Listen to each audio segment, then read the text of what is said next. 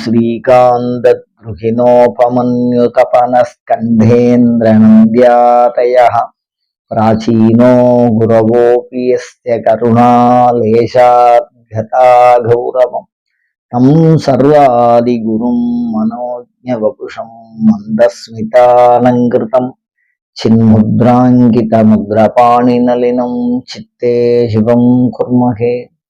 नमः सदसे नमः सदसस्पतये नमः सखीनां पुरोखानां चक्षुषे नमो दिवे நம பிரதிஜே நமஹ.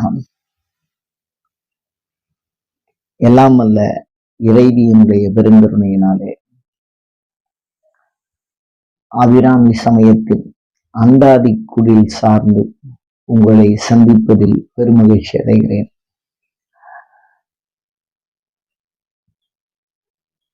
வெகு நாள் உபாசனை செய்தும் பயனில்லை, காரணங்களும் தீர்வுகளும் அப்படின்னு நம்ம சிந்திச்சுன்னு வரோம். அதுல காரணங்களை என்னென்னு வரிசையா ஒண்ணு பார்த்துக்கிறோம். அதுல விரைவு, அவசரம் அப்படிங்கிறது ஒரு முக்கியமான தெரிவு. நம்ம எல்லாருக்குமே ஒரு செயலை செய்தால் அதன் விளைவை உடனடியாக எதிர்பார்க்கிறோம். அந்த உடனடியாக அப்படிங்கிறது வெகு விரைவு அப்படிங்கிறது உபாசனையில நடக்காது. ஏன்னா அது ஒரு தேவதை. இன்னொரு விஷயம் என்னன்னு கேட்டா, அப்படி நாம அவசரப்பட்டு அந்த அளவுக்கு சாமி உதவி பண்ணணும், கூப்பிட்ட நிமிஷத்துக்கு அது நிக்கணும் அப்படின்னா நாம தான் அதுகிட்ட நிக்கணும். அது நம்ம கிட்ட நிக்கணுங்கிற அவசியம் அதுக்கு எந்த இடத்துலயும் இல்லை. அது சர்வ சுதந்திர வஸ்து. நம்மளை சார்ந்து இருக்கணுங்கிற விஷயம் ஒரு தேவதைக்கு, ஒரு உபாசகனிடத்தில் எல்லளவும் இல்லை. அதனால நாம தான் தேவதையை சார்ந்து இருக்கமே தவிர தேவதை நம்மளை சார்ந்து இருக்காது. அதை புரிஞ்சுக்கணும். அதனால நம்மளுடைய தேவை என்னவோ நாம தான் மீண்டும் மீண்டும் அங்க போய் முயற்சி பண்ணணும். அப்ப அது விரைவுபடுத்துறதுக்கு வழியே கிடையாதா? எனக்கு அவசரமா ஏதோ ஒரு சில விஷயங்களை நான் செஞ்சுக்கணும்னு நினைக்கும் போது காலதாமதம் வளர்ந்துட்டே போறது, நாளைக்கு நாளைக்கு அப்படின்னு ஒரு உபாசனையில இருக்கு அப்படின்னா அதை குறித்தும் சில ரிஷிகள் சிந்தித்திருக்கிறார்கள். உபாசனையில் மிக விரைவாக பலனை பெறுவதற்கு என்னென்ன செய்யலாம் அப்படின்னு. உபாசனையில விரைவா சித்தி பண்ணிக்கிறது, மந்திரங்களை சித்தி பண்ணி, அது சில தேவதைக்கு சாத்தியம், சில தேவதைக்கு சாத்தியம் இல்லை. ஏன்னா சுவாமி அனுகிரகம் பண்றதுங்கிறது சுதந்திரமா இருக்கிறதுனால அந்த விரைவை உறுதியா நம்ம சொல்ல முடியாது. என்றாலும் சில தேவதைகள் சில விஷயங்களுக்கு அந்த தேவதா பிரீதின்னு பேர்.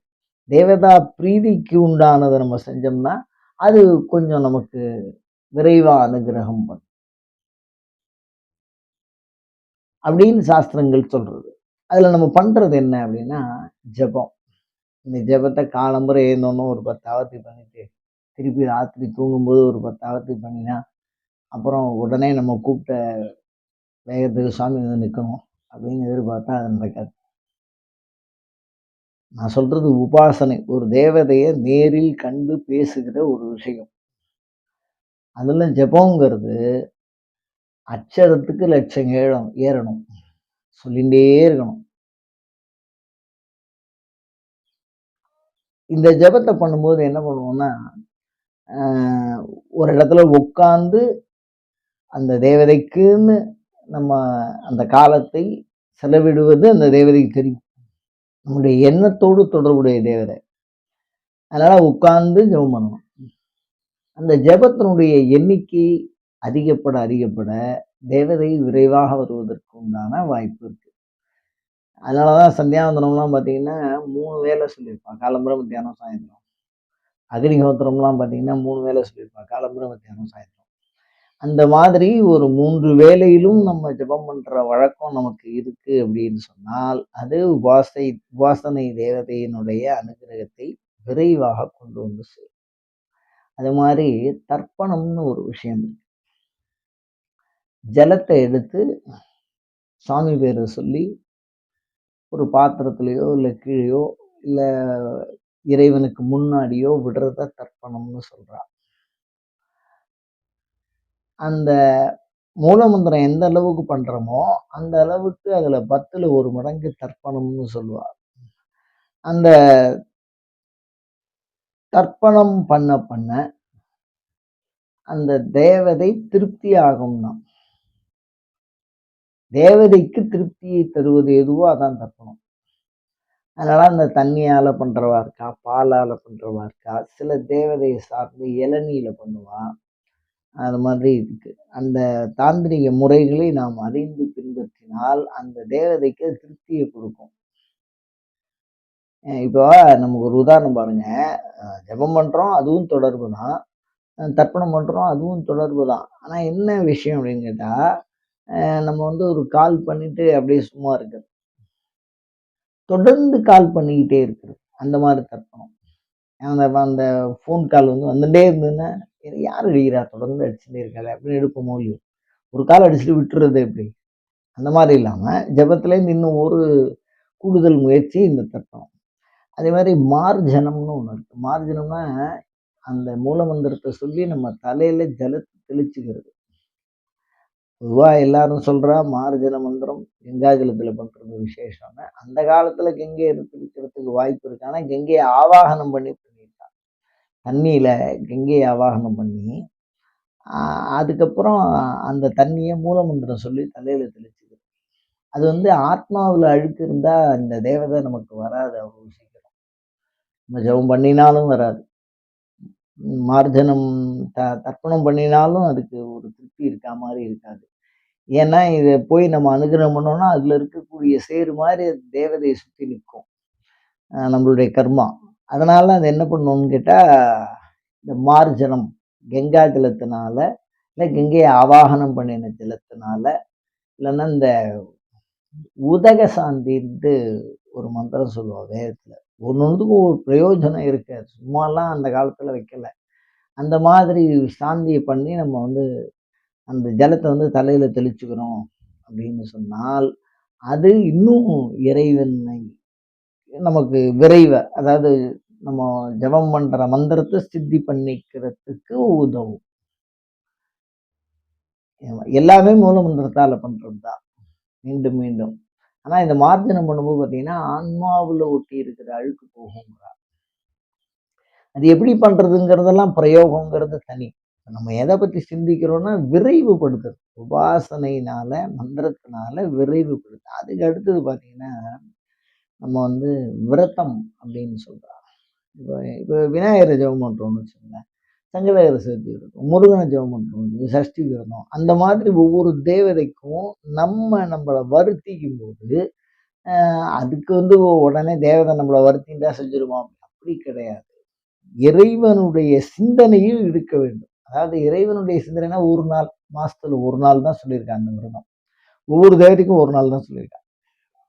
அப்படி இருக்கும்போது அந்த நாள் முழுக்க நம்ம இறை சிந்தனையிலேயே இருக்கிறது. அத ஏன் பட்னினா நாம பட்னி எடுத்தா கிடந்தா சாமிக்கு என்ன பிரயோஜனம்? ஒரு பிரயோஜனமும் இல்ல. ஏன் அப்புறம் அத சொல்றா அப்படின்னா, நம்ம உண்ணக்கூடிய உணவு நம்மள வாட்டி வதைக்கும். அப்படி நினைவு நான் இன்னைக்கு இறைவனுக்காக பட்னி இருக்கேன், இறைவனுக்காக பட்னி இருக்கேன் அப்படிங்கிற நினைவே, இறை நினைவே உங்களுக்குள்ள கொண்டு வந்து சேர்க்கும். அதனால விரதம்ங்கிற ஒரு முறை. மாசத்துக்கு ஒரு தடவ வயிறு சுத்தமா இருந்தா, அது நம்ம ஆரோக்கியத்துக்கு நல்லது. அதனால எல்லா விரதமும் சொல்லல. உபாசன தெய்வத்துக்கு மாத்திரம் தான் விரதம் இருக்கணும். அப்படி இருந்தால், அந்த விஷயமும் இன்னும் நம்ம கிட்ட கொண்டு வரும். சாமிய விரைவுபடுத்தும். அதுக்கு அடுத்தது பார்த்தீங்கன்னா, போஜனம்னு சொல்றா. போஜனம்னா என்னன்னா, சாமி பேர சொல்லி ஜெபம் பண்ணி, ஆத்துல அந்தணர்களுக்கோ, இல்ல நம்ம பங்காளி இல்லாம சம்மந்தி உறவு அந்த மாதிரி இருக்கிறவர்களுக்கோ, இல்ல பொதுவுல அன்னதானம் அப்படின்னு கோயில்கள்ல குடுக்கிறதோ, இதெல்லாம் வந்து தேவதைக்கு புரியுது. அதனால போஜனம்னு பேரு. அது அது பண்ணா என்ன ஆகும் அப்படின்னு கேட்டா, நமக்கு சரீர உபாதியால ஜெபம் பண்றது கெட்டு போகும். சில பேருக்கு வந்து ஜெபம் பண்ணிட்டே இருக்கும்போது தூக்கம் வந்துரும். சில பேருக்கு எப்ப ஜெபம் பண்ணாலும் தூக்கம் வரும். அந்த மாரிலாம் இருக்கு பிரச்சனை. அது உடல்ல உபாதியினால ஜெபம் பண்ண முடியாது. ஒருத்தருக்கு உபாதி இருக்கு. அவருக்கு வந்து தன்வந்திரி ஜெபம் பண்ணி நம்ம குடுக்குறோம் அப்படின்னு சொன்னா, அந்த வியாதி நிவர்த்தி ஆகும். ஆனா வியாதியஸ்தரால அத பண்ண முடியாது. அப்படி பண்ணும்போது அந்த உபாதியினால அவர் பாதிக்கப்படுவார். அதனால இந்த போஜனம் பண்ணினால், அந்த மாதிரி உபாதி ஜெபத்தினால சரீரத்தினால ஜெபத்துக்கு வரக்கூடிய அந்த கெடுதல் வராது. அதனால போஜனம்னு சொல்றா. அதுக்கப்புறம் பார்த்தீங்கன்னா, தானம்னு சொல்றா. தேவதைக்கு பிடித்த பொருள்களை வாங்கி, அத வந்து மானுடர்களுக்கு, அந்தணர்களுக்கு, உபாசனையில ஏற்கனவே ஈடுபட்டு பலனை கண்டவர்களுக்கு, ஆலயங்கள்ல தேவதை வழிபாட்டு தலங்கள்ல தானமா குடுக்கிறது பொருள. அது வந்து உபாசனையை விரைவுபடுத்தும். அந்த அனுக்கிரகத்த. அதுக்கப்புறம் அர்ச்சனம் அப்படின்னு சொல்றோம். அர்ச்சனம்னா என்ன அப்படின்னா, ஏதோ நம்ம ஒரு நாளைக்கு உபாசனை வாங்கும்போது மந்திரம், சாமி மந்திரம் ஒண்டி தான் குடுப்பா. சாமிலாம் குடுக்க மாட்டா.